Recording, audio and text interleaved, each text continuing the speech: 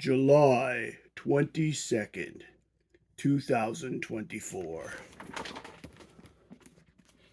You're my best friend. I want you to know that I've spent a lot of time with you. We've spent a great year together. I think you're fantastic. You're wonderful. You and I will be together forever. Later that day. Goodbye, old friend. I have a new one now. Yes, the new Overstreet is out.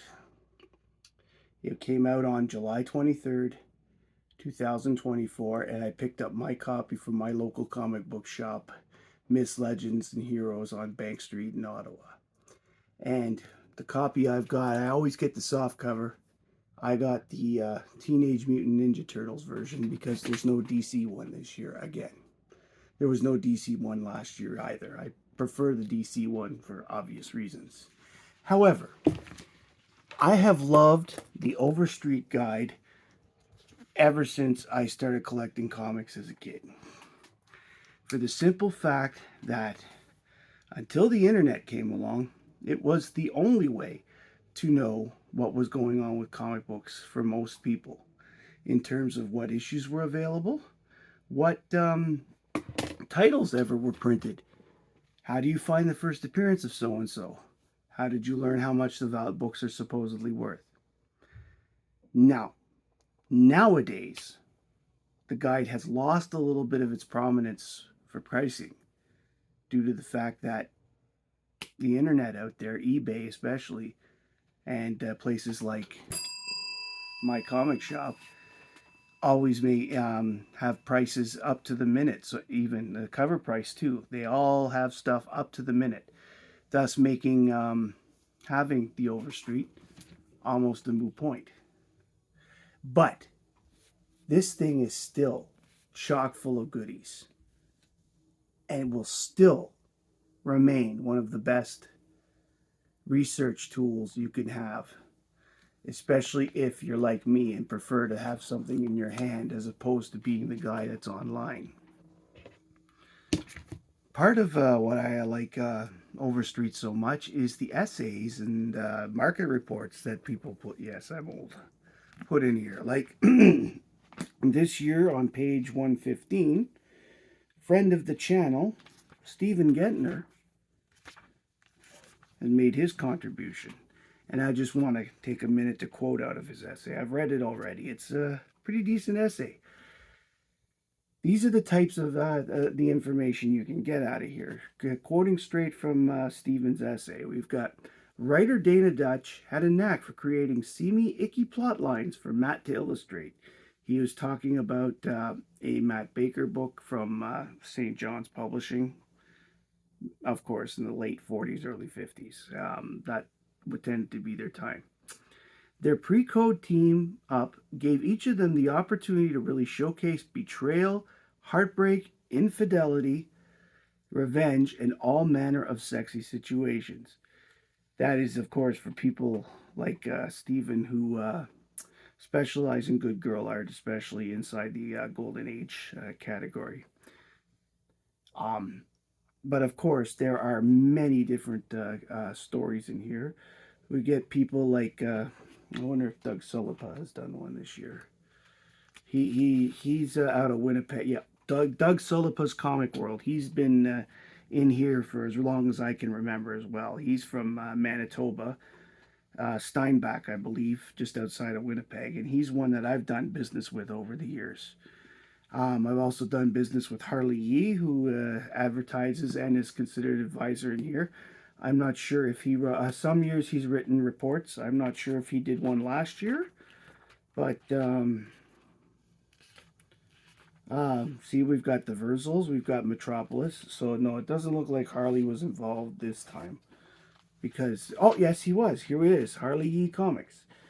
After a couple of, he's got a very short one. After a couple of amazing years, 2023 struck at the notion that books always go up, which is true. They started to go down again, as we're seeing after these post-COVID COVID times. Inside this wonderful resource, we've got lots of different things. You've got the prices themselves, but like you list, like right here, I'm opening it up to limited collector's edition. Now it's just a random pullout, and you've got National Periodical Publications slash DC Comics, numbers 21 through 34, 51 to 59 at 84 pages, numbers 35 to 41, 68 pages, and so on. The information that they've done, they've taken their time, and they've done this painstakingly over the last 40 some years. I guess it's 1970, so it's over 50 years now. I mean, that's, yeah, well, it should be. This is the 54th edition, you silly boy. See, here we go. You see the turtles? I love this thing. You've got, as I said, you've got your market reports. There's always there's a battle. The war report came back this year. You get to see the list of the top 50 Silver Age, Bronze Age, Golden Age books, or sorry, top 100 Golden Age, top 50 Silver, top 25 Bronze and Copper. And you get the grading definitions listed. These are for, of course, people who've never bought one before. You got a whole bunch of ads. And one thing that I am finding hard online is finding stores that aren't eBay or My Comic Shop or even Cosmic Comics out in Saskatoon, Canada. I'm finding it hard to find them, which is why I like this, because it does have about 200 ads in here of people like how to get a hold of Metropolis. On the back here, well, it's My Comic Shop. Jeez, surprise. But okay, inside there's Metropolis right there. There's articles here. Apparently, Lady Death and She are 30 years old. There's the Turtles is 40, which is why I guess is on there. But what I particularly like is this feature called the Overstreet Hall of Fame. Here this year they've added Ramona Frandon, who recently passed on. She created Metamorpho. She did Aquaman books. She was Plastic Man. She even did this Supergirl's Super Friends one with Supergirl on it that I'm still trying to get a hold of a copy. I can't seem to ever get my hands on one when they're available. Robert Conagher made it this year, and so did Joe Jusko. Yeah, so it's a small thing, but like you've got the shadow. There's an article on the shadow right from the pulps on. That's one of the reasons, by the way, the articles that they write in these things, they're a little short, but they have pictures of the books. They have valuable information, and I just really like the Overstreet. Some people think I like the Overstreet way too much, like Rob at Myths, Legends, and Heroes. When he saw my reaction to it, he was like, whoa. I do like the book very much.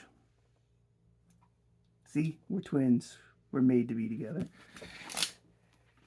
Anyway, I look absolutely forward to reading this from cover to cover, which I do every year. Like Doug Sullipa, I would have never known he existed without this book, and I've done business 10 or 11 times with him. He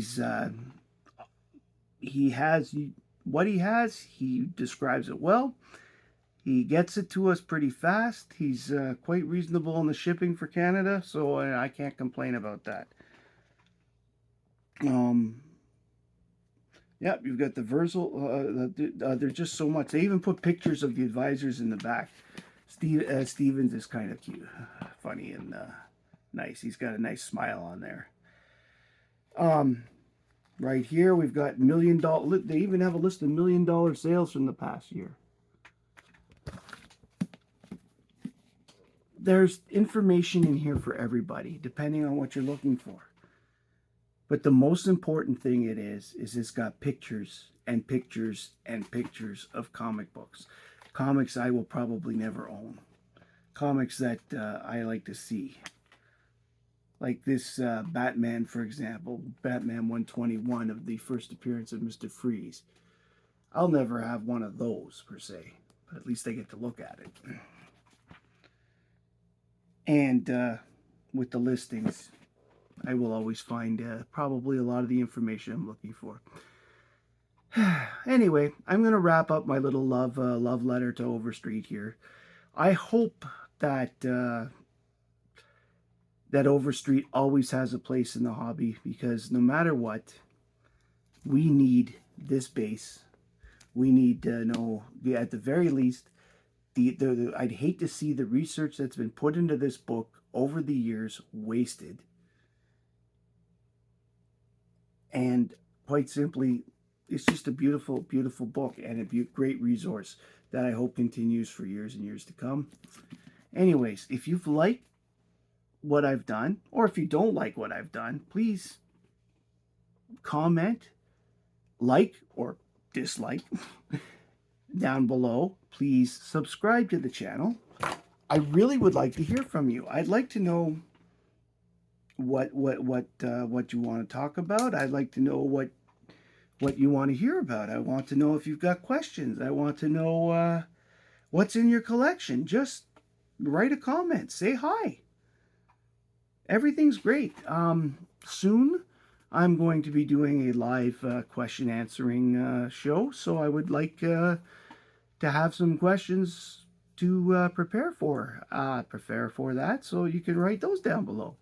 Just like, comment, subscribe. Tell me how much Overstreet may have affected your life. I'll be honest, I learned the different grading from an Overstreet 20-some years ago, 30-some years ago now. I learned what very fine was. I learned what fine was. This was back before we had a numerical scale. This was back when it just said fine to very fine. So, I mean, the numerical scale came out as a result of grading, obviously, but they had to come from somewhere, so Overstreet was the beginning. Anyway, my name's Matt. I like comics, and I like Overstreet, and I hope you do too.